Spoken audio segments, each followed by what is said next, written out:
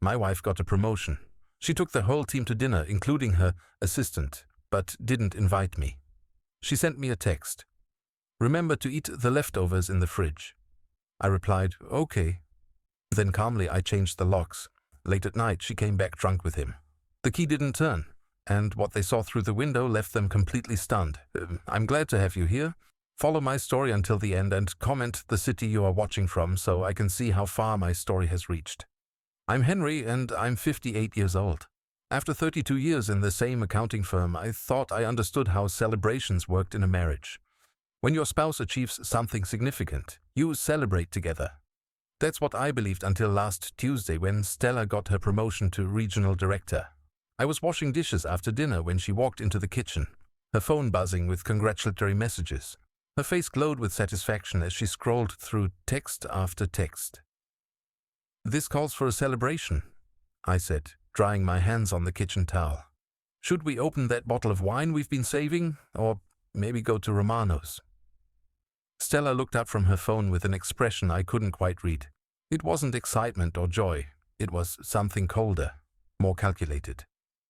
Oh, the team is already planning something, she said, her tone casual but distant. Marcus suggested this new place downtown. You know, the one with the rooftop bar? Marcus, a 28-year-old assistant who had joined the company 6 months ago. The same Marcus who somehow managed to insert himself into every conversation about work, every late meeting, every weekend conference call. I felt my stomach tighten. That sounds nice. What time should I be ready? Stella's fingers paused over her phone screen. She didn't look up when she answered.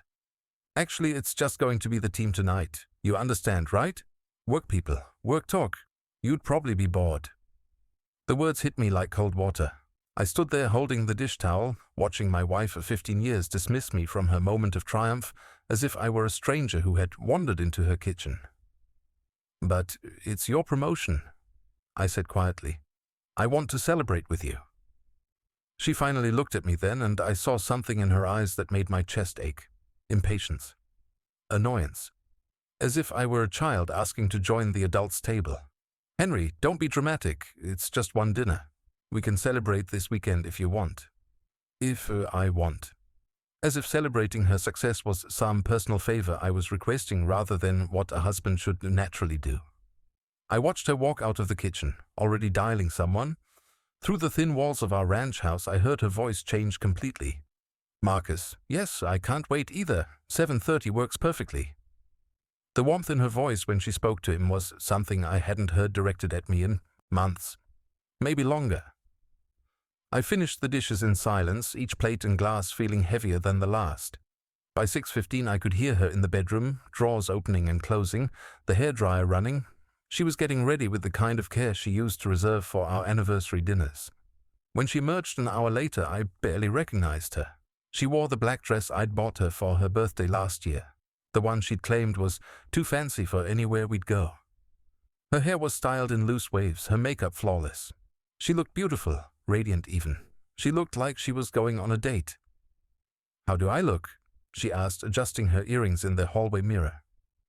Beautiful, I said, and meant it. You look absolutely beautiful. For a moment something flickered across her face. Guilt, maybe, or regret. But it passed quickly.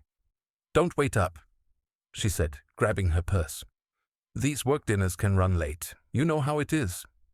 I nodded, though I didn't know how it was. In 32 years of marriage to my first wife and 15 years with Stella, I'd never been excluded from a celebration this important. She kissed my cheek, a brief, perfunctory gesture that felt more like obligation than affection. Her perfume, the expensive kind she only wore on special occasions, lingered in the air after she left. I sat in our living room, surrounded by the quiet of our empty house. The television droned in the background, but I wasn't watching. I was thinking about how excited I'd been when Stella first mentioned the possibility of this promotion. How proud I'd felt, how I'd planned to take her to dinner at the nice steakhouse across town, maybe buy her flowers, tell everyone we met that my wife had just been promoted to regional director. Instead, I was sitting alone while she celebrated with her team. At 8:30, my phone buzzed, a text from Stella. Remember to eat the leftovers in the fridge. Don't want them to go bad. I stared at the message for a long time. Not having a great time, wish you were here. Not love you, see you soon. Just a reminder about the leftovers, as if I were a house sitter she'd hired to watch the place. I typed back, okay. The single word felt inadequate, but what else was there to say? That I felt dismissed? That I felt like a stranger in my own marriage? That the woman I loved had just reduced me to someone who manages leftovers while she celebrates the biggest achievement of her career with another man? I walked to the kitchen and opened the refrigerator. There, in a covered dish, was the leftover meatloaf from Sunday dinner. Cold, congealed, forgotten. Like me. I heated it in the microwave and ate standing at the counter, staring out the window at the driveway where Stella's car should have been. The meatloaf tasted like cardboard, but I finished every bite. As I washed my single plate and fork, I caught my reflection in the kitchen window. A 58-year-old man eating reheated leftovers while his wife celebrated with her young assistant. When had I become someone whose presence was optional in his own life? The house felt different that night. Emptier somehow, though nothing had physically changed. I walked through rooms we'd shared for 5 years, rooms where we'd planned our future, argued about paint colors, made love on lazy Sunday mornings. Now they felt like spaces I was merely occupying. I went to bed at 10:30, something I'd never done when Stella was out. Usually I'd wait up, eager to hear about her day, to share in whatever had happened. But tonight the thought of lying awake listening for her car in the driveway felt pathetic. I was drifting off when I heard my phone buzz again, another text. Having such a great time. The team really knows how to celebrate. Marcus found this amazing wine. You would hate it. Too sophisticated. LOL. Even in her celebration she found a way to diminish me. To remind me that I didn't belong in her world of sophisticated wines and rooftop bars and young assistants who knew exactly what to say. I turned my phone face down and closed my eyes, but sleep didn't come easily. I lay there thinking about the last 6 months, about all the little changes I'd noticed but dismissed. The way Stella started working late more often, the way she'd light up when her phone buzzed with work messages, the way she'd started mentioning Marcus in casual conversation, always with a smile. And now this, the ultimate exclusion, on what should have been one of our happiest nights together. I must have fallen asleep eventually, because the next thing I knew it was 3:15 in the morning and I was alone in bed. Stella still wasn't home. I woke up the next morning to an empty bed and the sound of running water. Stella was in the shower, and by the time I made my way to the kitchen she was already dressed for work, moving through her morning routine as if nothing had happened. "How was dinner?" I asked, pouring coffee into my favorite mug, the one our neighbor had given us last Christmas with "World's Best Husband" printed on the side. This morning it felt like mockery. "Fine," she said, not looking up from her phone. "Good food. Good wine. You know how these work things are." No details, no excitement about her promotion, no mention of what time she'd gotten home or why she'd been out until after 3 in the morning celebrating a work dinner. She kissed my forehead on her way out, the same perfunctory gesture as the night before, and left me standing in the kitchen with my coffee and a growing sense that something fundamental had shifted in my marriage. I took the day off work. I told myself it was to process Stella's promotion, maybe plan something special for the weekend. But really I needed time to think, time to understand why I felt so hollow after what should have been a happy occasion. Around noon I remembered the leftovers, the ones Stella had reminded me about. I opened the refrigerator and found not just the meatloaf but also a container of pasta salad and half a roasted chicken. Enough food for several days. Had she planned to be gone that long? I heated the pasta salad and ate it at the kitchen table, the same table where we'd shared breakfast that morning in polite, distant silence. As I chewed the cold pasta, I found myself staring at Stella's home office door. It was closed, as always. She'd claimed the spare bedroom as her workspace when we moved in together, and I'd respected that boundary, her private space for important work. But sitting there eating leftovers while she celebrated with Marcus, I felt something I'd never experienced in our marriage: suspicion. I finished lunch and found myself walking toward her office. The door wasn't locked. It never was during the day. Stella trusted me, or maybe she'd never imagined I'd have reason to look. Her desk was immaculate as always, everything in its place, files organized, pens in a neat row. But as I stood there, I noticed something I'd never seen before. A small wooden box tucked behind her computer monitor. It was old, worn, the kind of thing you'd find at an antique shop. I knew I shouldn't open it. I knew I was crossing a line, but the memory of last night, the dismissal, the exclusion, the way she'd looked at me like I was an inconvenience, pushed me forward. Inside the box were photographs. The first few were innocent enough, office Christmas party pictures, team-building events, the usual workplace memories. But as I flipped through them, my hands began to shake. There was Stella with Marcus at what looked like a company conference. She was laughing, her hand on his arm, leaning into him in a way that spoke of intimacy, not professional courtesy. Another photo showed them at what appeared to be a weekend retreat. They were hiking together, Stella wearing clothes I'd never seen before, looking radiant and carefree. But it was the last set of photos that made my legs weak. They were clearly taken during a weekend getaway. Stella and Marcus at a bed and breakfast I'd never heard of, sharing champagne on a porch swing. Marcus feeding her strawberries. Stella curled up against him on a couch, both of them laughing at some private joke. These weren't work photos, these were romantic photos, couple photos. My hands trembled as I set them down. How many weekend conferences had she mentioned in the past 6 months? How many late meetings? How many times had she claimed to be working when she was actually living a completely different life? I searched through the rest of the box with growing dread. There were ticket stubs from movies I'd never seen with her, restaurant receipts from places she'd never mentioned, a hotel keycard from a resort 3 hours away, dated just 2 weekends ago. The same weekend she'd claimed to be visiting her sister. At the bottom of the box was a small leather journal. I opened it with shaking hands. The entries were brief but devastating. March 15th. M surprised me with lunch at the little French place. Felt guilty lying to H about working through lunch, but M makes me feel so alive. April 2nd. Weekend at the lake house was perfect. M is everything I never knew I wanted. How do I tell H? May 20th. M says we should be more careful, but I can't help myself. When I'm with him, I remember who I used to be before settling for comfort. Settling for comfort. That's what our 15-year marriage was to her. Comfort. Not love, not partnership, not the life we'd built together. Just comfort. The final entry was dated 3 days ago. Promotion is official. M wants to celebrate properly this time. No more hiding in dark restaurants. Time to start living the life we deserve. H will understand eventually. He has to.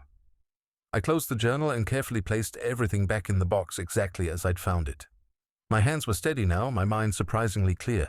The shock was wearing off, replaced by something else. Not anger exactly. More like resignation. The kind of clarity that comes when you finally understand a truth you've been avoiding. I walked back to the kitchen and sat down with my coffee, now cold. The house around me looked the same, but everything had changed. The photos on the refrigerator, our vacation to Yellowstone 2 years ago, our wedding day 15 years past, now felt like artifacts from someone else's life. I thought about all the signs I'd missed or chosen to ignore. Stella's new enthusiasm for work, her sudden interest in weekend conferences, the way she'd started buying new clothes and getting her hair done more often, the gradual cooling of our physical relationship, which I'd attributed to stress and age. It hadn't been stress.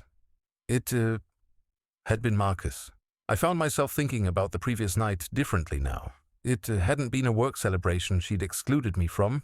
It had been a celebration of their relationship, their future together. And she'd sent me a text about leftovers while she was probably planning to leave me. The irony wasn't lost on me. While I'd been eating the literal leftovers in our refrigerator, I'd become the leftover in her life. The thing she didn't want to waste but didn't particularly want either. I spent the rest of the afternoon moving through our house like a stranger, seeing everything through new eyes. The bedroom we'd shared, where she'd been planning her escape. The living room where we'd watched television together while she dreamed of another man. The kitchen table where we'd discussed our days while she carefully edited out the most important parts of hers. When Stella came home at 6:30, I was making dinner. Pork chops, her favorite. She seemed surprised to find me cooking. "You didn't have to do this," she said, setting down her briefcase. "I could have grabbed something on the way home." "I wanted to." I said, and it was true. I wanted one more normal evening before everything changed, because now I knew it would change. It had to. How was your day? She asked, the question automatic, expected. Quiet, I said, flipping the pork chops. I had time to think. Something in my tone made her look up from her phone. Think about what? I turned to face her, studying the woman I'd loved for 15 years. She was still beautiful, still the person I'd married, but she was also a stranger who kept photographs of another man in a hidden box and wrote about our marriage as if it were a prison sentence. About us, I said. About what we want. About what makes us happy. She blinked, clearly not expecting this conversation. Henry, if this is about last night... It's not about last night, I said quietly. It's about everything. We had dinner in careful, polite conversation. Stella mentioned a new project at work. I told her about a book I was reading. Neither of us mentioned Marcus or promotions or the fact that she'd come home at 3 a.m. It was the kind of dinner we'd shared hundreds of times before, but this time I knew it was ending. Not just the dinner, but all of it. After she went to bed, I sat in my chair in the living room, staring at nothing. Tomorrow I would have to decide what to do with what I'd learned. But tonight I just sat in the quiet of our house, surrounded by the remnants of a marriage I'd thought was real. The hardest part wasn't the betrayal, I realized. It was understanding that I'd been living a lie for months, maybe longer, that the woman sleeping in our bedroom had already left me in every way that mattered. I was just the last one to know. I didn't sleep that night. I lay in bed next to Stella, listening to her breathe, watching the ceiling fan turn in the darkness. She slept peacefully, completely unaware that I'd discovered her secret life.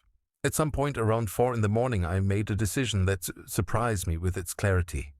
I wasn't going to confront her. Not yet. Instead, I was going to be smart about this. For the first time in months, maybe years, I was going to take control of my own life. The next morning, I waited until Stella left for work before I called in sick. Then I drove to the hardware store and bought new locks for every door in the house. Not because I wanted to keep her out permanently, but because I needed to understand exactly what I was dealing with. While I was installing the new deadbolt on the front door, my phone rang. It was my brother Tom calling from Portland. "Henry, you sound terrible. What's wrong?" I paused, screwdriver in hand. Tom and I had always been close, but I'd never been the type to burden him with marital problems. This felt different, though. This felt like something I couldn't handle alone. "Stella's having an affair," I said, the words coming out flat and matter-of-fact. The silence on the other end stretched so long I thought the call had dropped. "Jesus, Henry, are you sure?" I told him about the photos, the journal, the way she'd excluded me from her celebration. When I finished, Tom was quiet for another long moment. "What are you going to do?" "I don't know yet," I admitted. "But I'm not going to be stupid about it." "Good," Tom said firmly. "Don't do anything rash. And Henry, document everything. If this goes where I think it's going, you will need proof." After we hung up, I sat on my front porch steps, looking at the new locks I'd just installed. The house felt different already, more like mine than ours. For the first time in months, I felt like I had some control over my own space. Around noon, I decided to do something I'd never done before. I drove to Stella's office. I wasn't planning to confront her or cause a scene. I just wanted to see them together, to understand what I was really dealing with. The parking lot was nearly empty. Most people were out to lunch. I parked across the street and waited. At 12:45, Stella emerged from the building. She wasn't alone. Marcus walked beside her, his hand resting casually on the small of her back. It was a gesture so intimate, so possessive that I felt my chest tighten. This wasn't a new relationship. This was established, comfortable. They moved together like a couple who'd been together for months. They got into Marcus's silver BMW and drove away. I followed at a distance, feeling foolish but needing to know. They went to a small Italian restaurant downtown, the kind of place with dim lighting and intimate booths. Through the window, I watched them sit across from each other, leaning in close, their conversation animated and clearly romantic. Stella laughed at something Marcus said, reaching across the table to touch his hand. It was the kind of lunch date I'd been asking her to go on for years. She'd always claimed to be too busy, too stressed with work to take long lunch breaks. But here she was, taking exactly that kind of break with him. I drove home feeling hollow but determined. This wasn't just an affair, this was a complete alternate life she'd been living. And I'd been relegated to the role of unknowing roommate who paid half the bills. That afternoon I did something else I'd never done. I went through our joint bank statements. What I found made my stomach turn. Over the past 6 months there had been charges I'd never noticed before. Restaurants I'd never been to. Hotels in cities where Stella claimed to have work conferences. A jewelry store charge for $800 in April. I'd never seen any new jewelry. The most damning charge was from 2 weeks ago. A $500 dinner at the most expensive steakhouse in the city. The same night Stella had told me she was working late and would just grab a sandwich at the office. I printed out the bank statements and put them in a folder along with photos I'd taken of the contents of Stella's hidden box. Tom was right. I needed documentation. As I was organizing the papers, my phone buzzed. A text from Stella. "Working late again tonight. Don't wait up. There's leftover soup in the fridge." More leftovers. More lies. I stared at the message for a long time, then typed back, "Okay, love you." It wasn't true anymore, but I needed her to believe everything was normal until I figured out my next move. Around 6 o'clock, I was sitting in my living room when I heard a car door slam in the driveway. I looked out the window and felt my blood run cold. Stella's car was in the driveway, and Marcus was getting out of the passenger seat. They weren't working late. They were coming to my house. I watched through the window as Stella fumbled with her keys, clearly having had a few drinks. Marcus stood close behind her, his hand on her waist. When she couldn't get the key to work, she giggled and tried again. The key wouldn't turn because I'd changed the locks. I sat very still, watching them through the window. Stella tried the key several more times, her giggling turning to confusion, then frustration.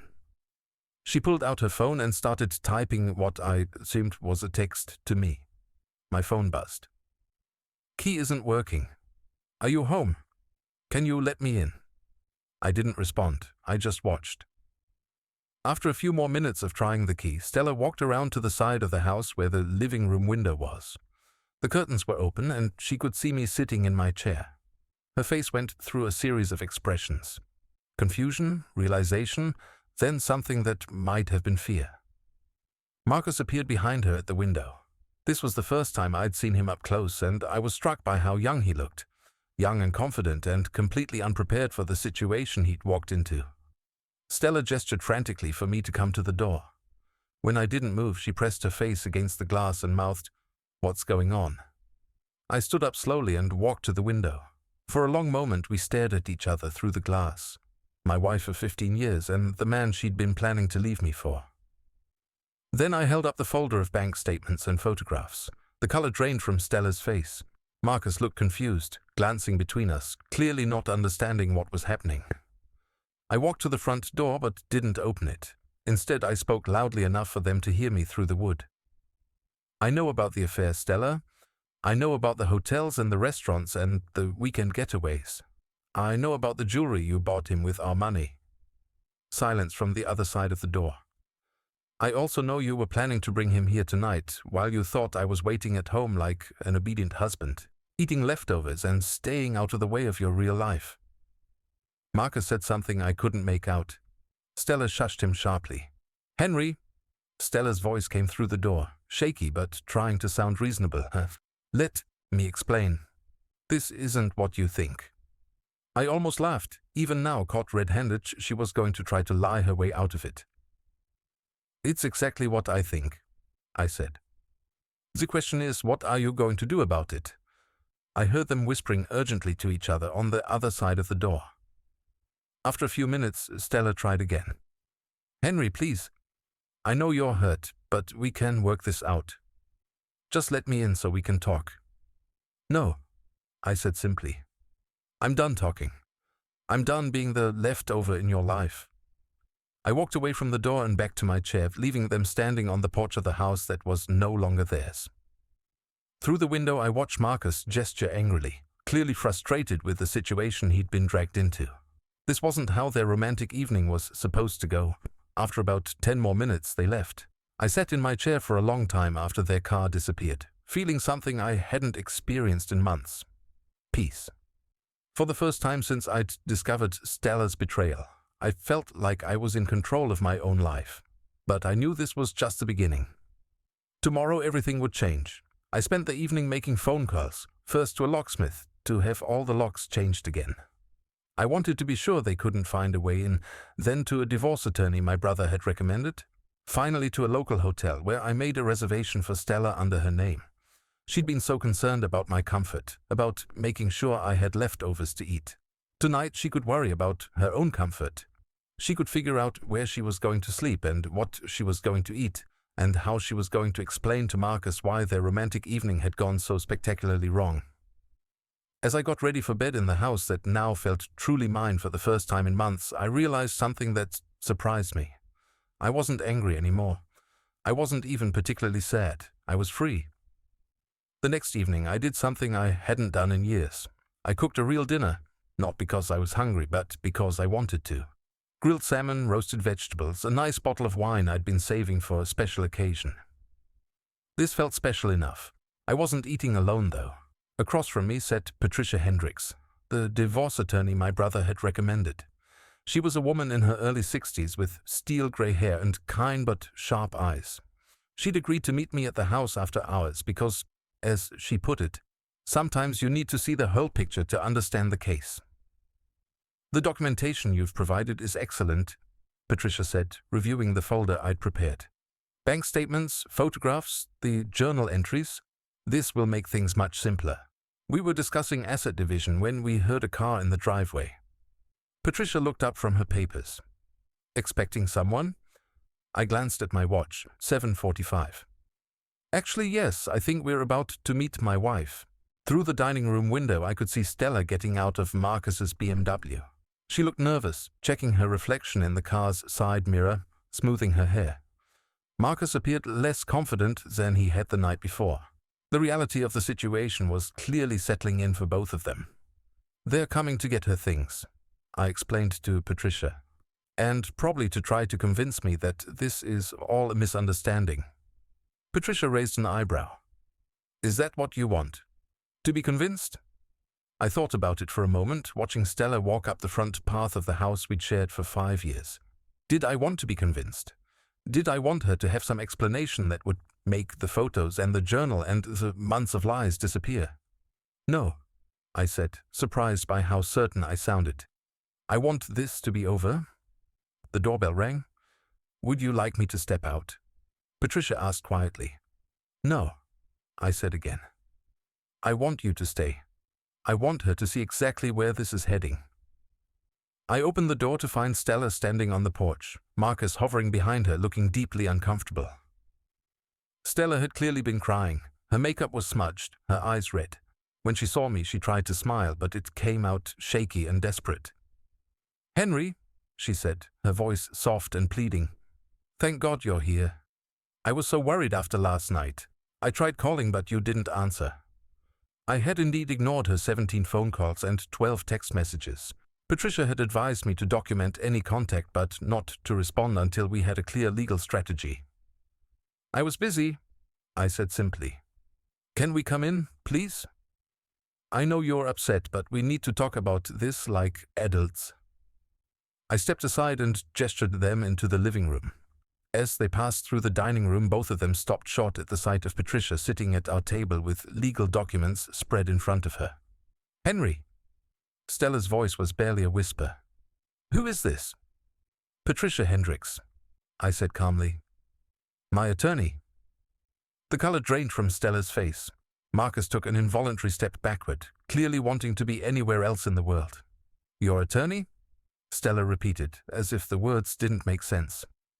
"Patricia, I'd like you to meet my wife, Stella, and her companion, Marcus." Patricia stood gracefully and extended her hand to Stella, who shook it automatically, still looking stunned. "Mrs. Holloway, I'm sorry we're meeting under these circumstances." Marcus mumbled something that might have been a greeting, his face bright red. The confident young man who had been feeding my wife strawberries in romantic photographs looked like he wanted to disappear into the floor. "I don't understand," Stella said, her voice gaining strength as the shock wore off. "Henry, you can't just... We haven't even talked about this. You're jumping to conclusions." "Am I?" I asked. I walked to the bookshelf where I'd placed one of the photographs. From her hidden box, the one of her and Marcus sharing champagne at the bed and breakfast. I handed it to her. Tell me what conclusion I should draw from this. Stella stared at the photo, her mouth opening and closing without sound. Marcus looked over her shoulder and closed his eyes in defeat. That's not... She started, then stopped. There was no point in lying anymore, and we all knew it. There are 17 more photos like that one, I said quietly. Plus bank statements showing $5,300 in charges for hotels and restaurants I've never been to. Plus your journal, where you wrote about how our marriage was just settling for comfort, and how you deserve better. Patricia cleared her throat gently. Perhaps we should all sit down. We moved to the living room, though Marcus remained standing near the door as if ready to bolt. Stella perched on the edge of the couch she'd picked out 2 years ago, her hands trembling slightly.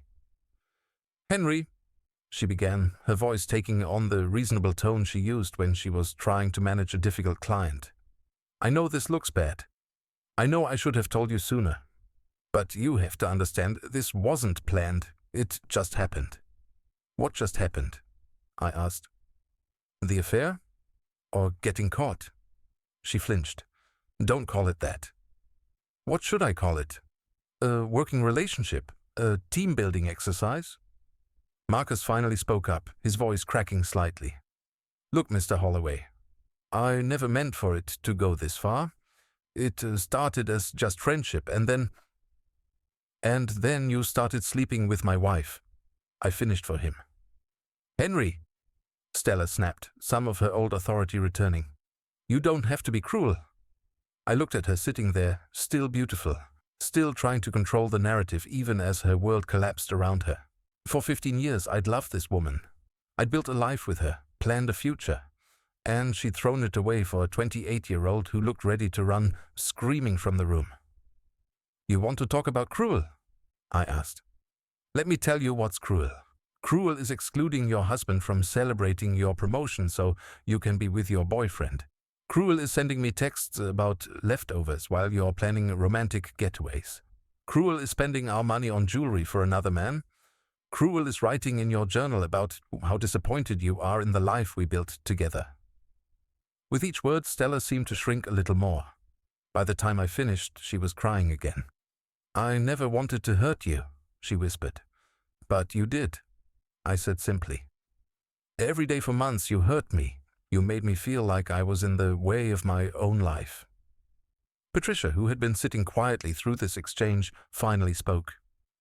Mrs. Holloway, I think it would be best if we discussed the practical matters. Mr. Holloway has asked me to file for divorce on grounds of adultery. Stella's head snapped up. Divorce? Henry, you can't be serious. We can work this out. We can go to counseling. We can figure this out together. I felt something break loose in my chest, like a knot I'd been carrying for months, finally coming undone. No, Stella. We can't work this out. Because you already made your choice.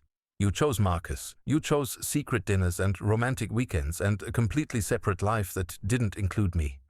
The only reason you want to work it out now is because you got caught. That's not true, she protested, but her voice lacked conviction.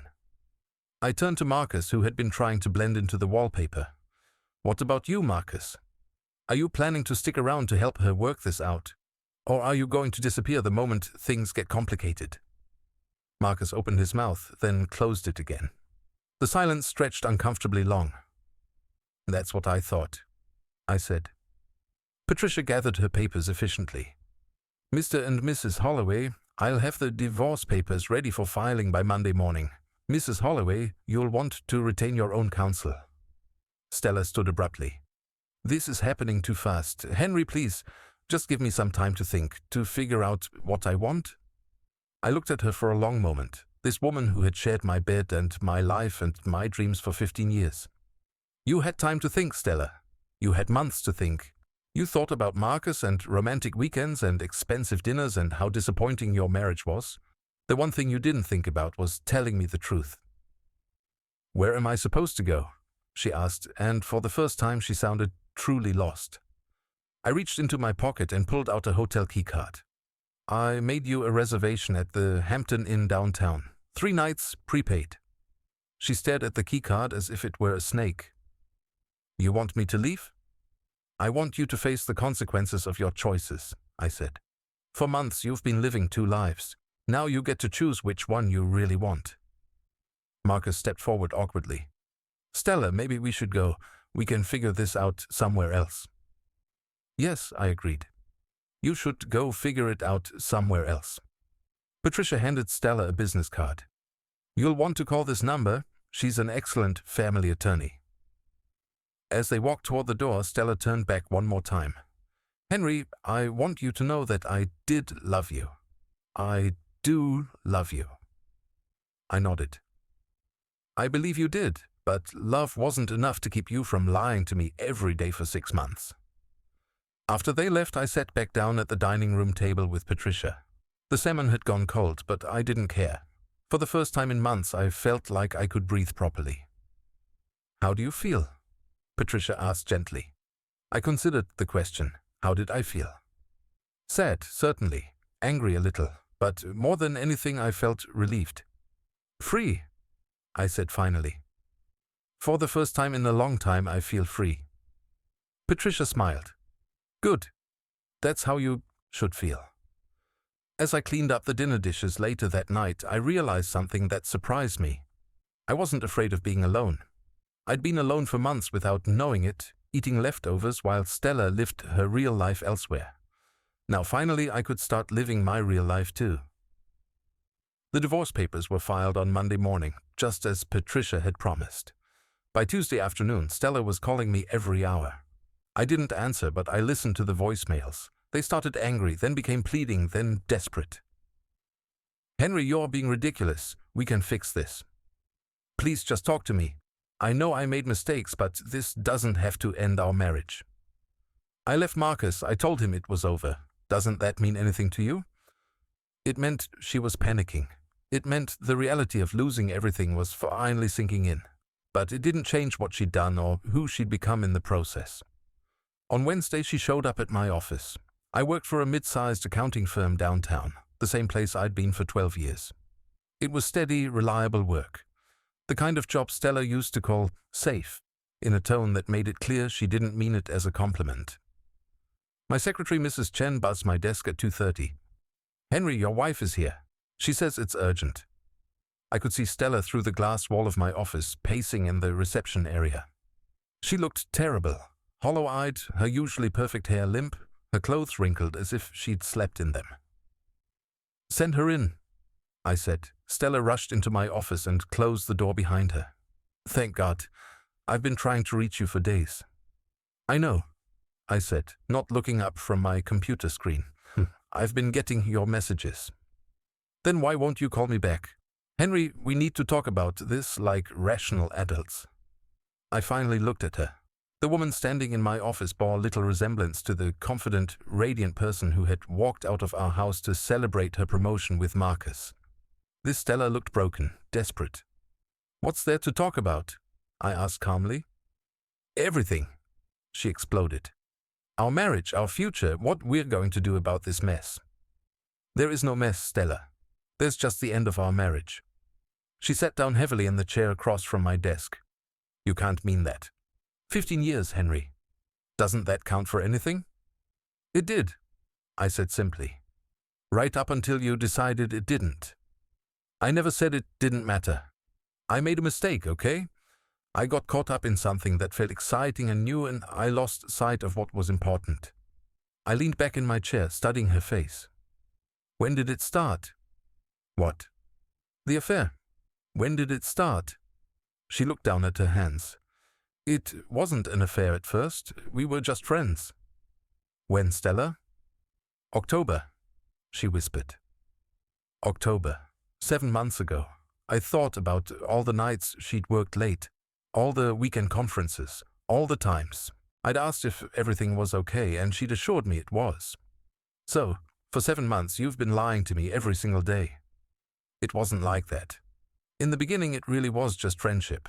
The romantic part didn't start until January. January. 4 months of active betrayal, of coming home to me after being with him, of planning a future that didn't include me while pretending everything was normal. I know about the hotel in Asheville, I said quietly. She went very still. What? The bed and breakfast, Valentine's Day weekend. You told me you were visiting your sister in Charlotte. Stella's face crumpled. How do you know about that? I know about all of it. The dinner at Romano's in March when you said you were working late. The weekend conference in Atlanta that was actually a couple's retreat. The jewelry you bought him with our joint account. How long have you known? She whispered. About the affair? 3 weeks, about you being unhappy in our marriage. Probably longer than you realize. She stared at me in shock. 3 weeks? You've known for 3 weeks and you didn't say anything? What was I supposed to say? Honey, I found your secret love letters. Please stop cheating on me. You could have given me a chance to explain. I almost laughed. Explain what? That you were planning to leave me anyway? That our marriage was just something comfortable to settle for while you figured out what you really wanted? She opened her mouth to deny it, then closed it again. We both knew what her journal had said. The promotion celebration, I continued. That wasn't about excluding me from work talk. That was about celebrating your new life with Marcus without having to pretend around me. Stella was crying now, mascara running down her cheeks. I never meant for it to go this far. But it did go this far, and the only reason you want to stop now is because you got caught. My phone rang. Mrs. Chen's voice came through the speaker. Henry, I'm sorry to interrupt, but there's a gentleman here to see Mrs. Holloway. He says it's urgent. Through the glass wall I could see Marcus standing in the reception area. He looked as bad as Stella. Unshaven, his usually crisp shirt rumpled. Send him in, I said. Stella turned to see Marcus approaching and her face went white. Oh God, Marcus, what are you doing here? Marcus entered my office looking like a man walking to his execution. Stella, we need to talk. Something's happened. What now? I asked, genuinely curious. Marcus glanced at me nervously, then back at Stella. My wife found out? Your wife? I said, raising an eyebrow. You're married? The room went dead silent. Stella was staring at Marcus with an expression of complete shock. You're married, she repeated, her voice barely audible. Marcus ran his hands through his hair. Yes, we've been separated for 6 months, but we're still legally married. Sarah found out about us and she's threatening to tell Mr. Davidson. Mr. Davidson was the CEO of Stella's company, the same CEO who had a very public policy about maintaining professional standards and avoiding conflicts of interest.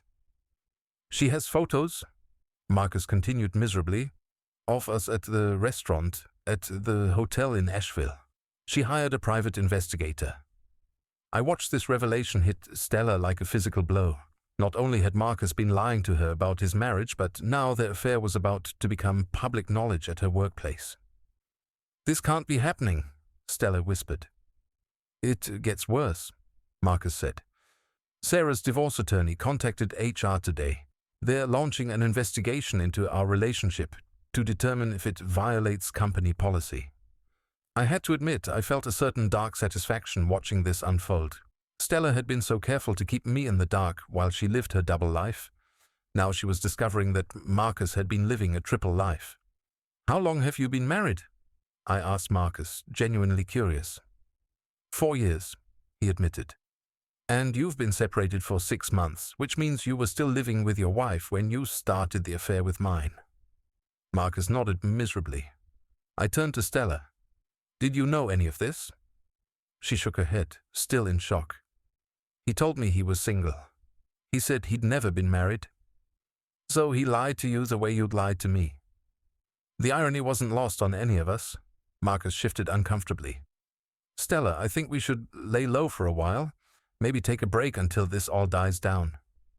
A break? Stella's voice was getting higher. Marcus, I left my husband for you. I destroyed my marriage for you.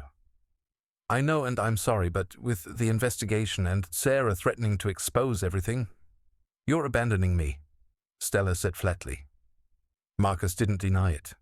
I stood up from my desk. I think you two need to have this conversation somewhere else. Henry, please. Stella turned to me desperately. I know I messed up, but you can't just throw away 15 years. I'm not throwing anything away, I said calmly. You already did that. After they left, I sat in my office for a long time, processing what I'd just witnessed. Stella had blown up her marriage for a man who was already married and who was now abandoning her the moment things got complicated. I should have felt sorry for her. Part of me did, but mostly I felt vindicated. This was who she'd chosen over me. A liar who had been using her just as much as she'd been using me. That evening I called my brother Tom. "How are you holding up?" he asked. "Better than I expected," I admitted. Stella's boyfriend turned out to be married. His wife is exposing the affair to their company. The whole thing is falling apart. Jesus, do you feel bad for her? I thought about it. I feel bad for the Stella I married 15 years ago. But that woman's been gone for months. The person who took her place? No, I don't feel bad for her. Good, Tom said firmly. She made her choices. Now she gets to live with them. The next morning, Patricia called with an update. Stella's attorney wants to discuss a settlement. Apparently, she's facing some professional difficulties that are making her eager to resolve things quickly. What kind of settlement? She's willing to give up her claim to the house and take minimal alimony in exchange for a quick, quiet divorce. I thought about Stella's desperation in my office, the way she'd looked when Marcus told her about the investigation. She wasn't trying to save our marriage anymore. She was trying to save face. What do you recommend? I asked. Take it, Patricia said without hesitation. She's in no position to negotiate. As I hung up the phone, I realized something that surprised me. I wasn't angry anymore. The rage that had sustained me through the discovery and the confrontation had burned out, leaving behind something cleaner. Resolution. Stella had chosen her path when she started the affair. Now she was learning that actions have consequences, that the exciting new life she'd thought she wanted came with a price she hadn't anticipated. For the first time in months, I felt like I was exactly where I was supposed to be. 6 months later, I was sitting on my back porch with my morning coffee, watching the sunrise paint my garden in shades of gold and pink. The house felt different now, lighter, more peaceful. I'd redecorated after the divorce was finalized, not because I was trying to erase memories, but because I wanted the space to reflect who I was becoming rather than who I'd been. The settlement had gone through exactly as Patricia predicted. Stella kept her car and her personal belongings. I kept the house and most of our savings. She'd been so eager to finalize everything quickly that she'd barely negotiated. Looking back, I understood why. The investigation at her company had been thorough and devastating. Not only had she been demoted from her new position, but she'd been transferred to a different department entirely. Marcus had been let go completely. Their affair had violated several company policies, and the CEO had made an example of them. I learned all this not from Stella, but from my neighbor, Mrs. Rodriguez, whose daughter worked in HR at Stella's company. Small town, small world. I heard she moved to Portland. Mrs. Rodriguez had mentioned casually while we were both checking our mail. Took a job with a smaller firm, probably best for everyone. I'd nodded politely, but inside I felt only a distant kind of sadness. Not for the end of our marriage, but for the waste of it all. 15 years that should have meant something, reduced to a cautionary tale about making bad choices. My phone rang, interrupting my morning meditation. Tom's name appeared on the screen. "How's retirement treating you, old man?" he asked cheerfully. I'd taken early retirement 3 months ago, using the settlement money to pay off the house and give myself time to figure out what came next. At 58, I was young enough to start over, and for the first time in my adult life, I had the freedom to do exactly what I wanted. "It's good," I said, and meant it. "I'm thinking about taking that photography class we talked about. The one at the community college." "That's great, Henry. Mom would be proud." Our mother had been a photographer before she got married and had kids. She tried to teach both Tom and me when we were young, but I'd been too focused on practical things like accounting to pay much attention. Now, with time on my hands and no one else's agenda to consider, I was rediscovering interests I'd forgotten I had. "Speaking of which," Tom continued, "Jennifer wants to know if you're coming for Thanksgiving. She's been planning the menu for weeks." Tom's wife, Jennifer, had been more supportive through the divorce than my own sister had been. She'd called regularly, invited me to dinner, made sure I wasn't spending too many evenings alone. Good people. Solid marriage. The kind of partnership I'd thought I had with Stella. "I'll be there," I promised. "Should I bring anything?" "Just yourself, and maybe one of those apple pies you've been perfecting." After we hung up, I sat back in my chair and smiled. The apple pies had been an unexpected development. With time on my hands and a kitchen that was finally mine alone, I'd started experimenting with baking. It turned out I had a talent for it. Who knew? Around 10 o'clock, I drove into town to run some errands. The grocery store, the bank, the post office. Simple tasks that had once felt like chores now felt like choices. I could take my time, chat with the cashiers, stop for coffee if I felt like it. At the coffee shop, I ran into Margaret Sullivan, who had taught English at the high school for 30 years before retiring. We'd known each other casually for years, but had started having regular conversations since I'd become a regular customer. "Henry," she smiled warmly as I approached her table. "How's the photography coming along?" I'd shown her some of my early attempts the week before. Landscapes mostly, pictures of the sunrise from my back porch, the way light filtered through the trees in the park. "Getting better," I said, sitting down across from her. "I signed up for that intermediate class that starts next month." "That's wonderful. You have a real eye for it." Margaret was 62, widowed 5 years ago, with laugh lines around her eyes and silver hair she wore in a simple bob. She was intelligent, kind, and most importantly, completely honest about who she was. No hidden agendas, no secret lives. We'd been having coffee together once a week for 2 months now, and I was beginning to realize that these conversations were the highlight of my week. Not because I was looking for romance, I wasn't sure I was ready for that yet, but because it felt good to talk to someone who listened without judgment and shared her thoughts without calculation. "I heard they're starting a photography club at the senior center," Margaret mentioned casually. "Would you be interested in something like that?" "Maybe," I said. "Would you be interested in something like that?" She laughed. "I might be. I've always wanted to learn." We sat in comfortable silence for a moment, watching the morning crowd come and go. It struck me how different this was from conversations with Stella. No underlying tension, no sense that I was missing something important, no feeling that I needed to be anyone other than exactly who I was. "Can I ask you something?" Margaret said finally. "Of course. Do you ever regret it? The divorce, I mean. Ending such a long marriage?" It was a question I'd been asking myself for months. Everyone else seemed to assume I must have regrets, must miss the partnership and companionship of marriage.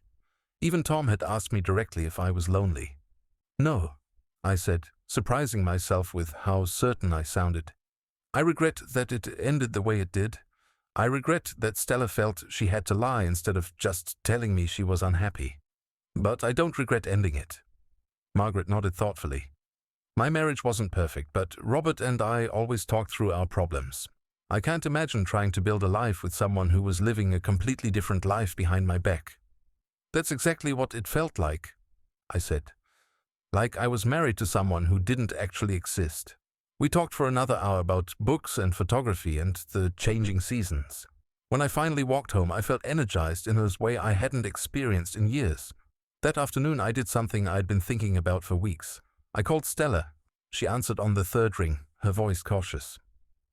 "Henry, is everything okay?" "Everything's fine," I assured her. "I just wanted to check in, see how you're doing." A long pause. "I'm okay, getting settled in Portland. The job is fine, nothing exciting, but it pays the bills." "Good. I'm glad you landed on your feet." Another pause. "How are you doing? Really?" I looked around my living room at the new furniture I'd chosen, the photographs I'd framed and hung on the walls, the stack of library books on the coffee table. "I'm good, Stella, really good." "I heard you retired." "I did. I'm taking photography classes, learning to bake, thinking about traveling." "That sounds—" She trailed off, then started again. "Henry, I want you to know how sorry I am, about everything, about the way I handled things, the lies, all of it." I could hear genuine regret in her voice, and for the first time since I'd discovered her affair, I felt something like forgiveness stirring in my chest.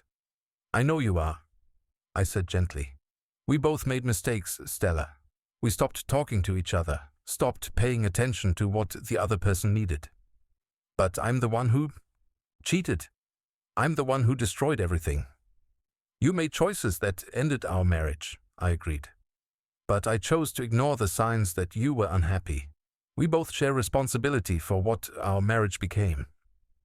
She was crying now. I could tell from her voice. "I miss you sometimes. Not the affair, not the drama, just you. The way you used to make me laugh. The way you always knew how to fix things." I felt my throat tighten. "I miss parts of us too, but we can't go back, Stella. We can only move forward. I know, I hope you find someone who deserves you." After we hung up, I sat in my chair for a long time, processing the conversation. It was the closure I hadn't realized I needed. Not forgiveness exactly, and certainly not reconciliation, but an acknowledgement that we'd both been human beings trying to figure out how to be happy and making imperfect choices along the way. As the sun set behind the trees in my backyard, I thought about the future for the first time without anxiety or anger. Tomorrow I would go to my photography class. This weekend I would visit Tom and Jennifer. Next month I might ask Margaret if she'd like to have dinner instead of just coffee. For 58 years I'd lived my life according to other people's expectations and schedules. I'd been a good son, a reliable employee, a faithful husband. Now finally I had the chance to figure out who I was when no one else's needs were driving my decisions. The house around me was quiet, but it wasn't the heavy silence of loneliness. It was the peaceful quiet of contentment. For the first time in my adult life, I was exactly where I wanted to be, doing exactly what I wanted to do, with exactly the people I chose to spend time with. Stella had wanted me to remember the leftovers in the refrigerator. Instead, I'd learned to cook fresh meals for myself every day. She'd excluded me from her celebration. Instead, I'd learned to celebrate small victories. A good photograph, a successful pie, a meaningful conversation with a friend. I wasn't the leftover in anyone's life anymore. I was the main course in my own, and for the first time in months when I went to bed that night, I fell asleep not thinking about what I'd lost, but about what I was going to discover next.